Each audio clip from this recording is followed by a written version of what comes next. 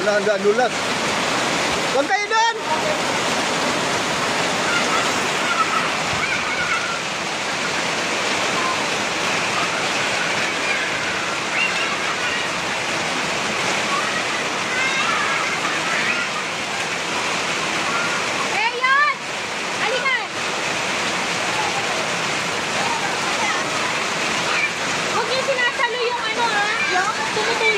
Sabi mo kay Kuya Arwin, baka may ihi ng daga na. Huwag nyo iano sa bibig.